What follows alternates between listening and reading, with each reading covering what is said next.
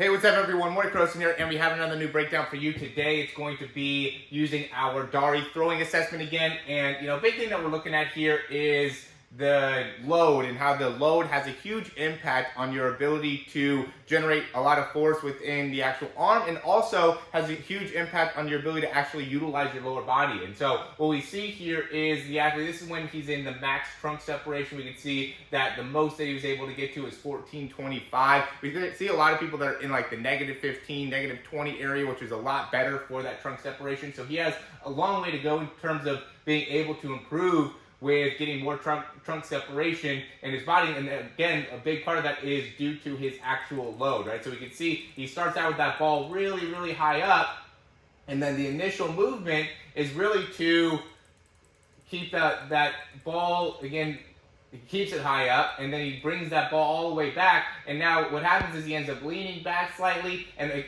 really doesn't get the ability. This is where he's at that max trunk separation, right? So you can see he's really not getting much rotation within his hips, and all of his momentum is really carrying him backwards. And so he can't really get as much extension and use that back part of his body very much here. So we see very limited velocity within the pelvis. We also see very limited rotational velocity within the trunk, which then makes it so it becomes much more arm dominated in the throw. So now he gets a lot of internal rotation, 1200 degrees of internal rotation. So he gets, that's a lot, that's really, really good internal rotation. The problem with it is it's so based off of the arm, right? It's not based off of utilizing the body. We want to utilize the body to make it so we're able to get a lot of force within the shoulder, not utilizing just pure, shoulder. He has a lot of long levers here. He's 6'3", and so he's able to use some of his levers to make it so he can get a lot of internal rotation velocity, but he doesn't get very much extension within, the elbow, or very much velocity within the extension within the elbow, and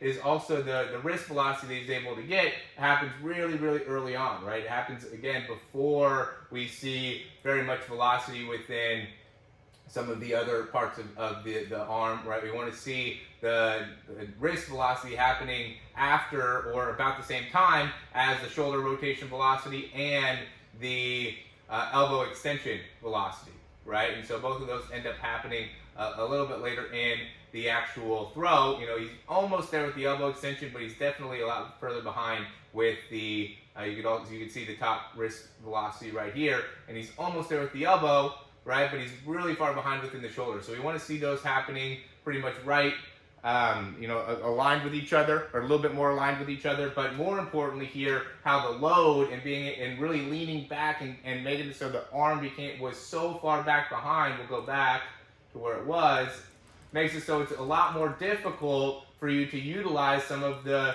lower body biomechanics that you need to be able to throw the ball further.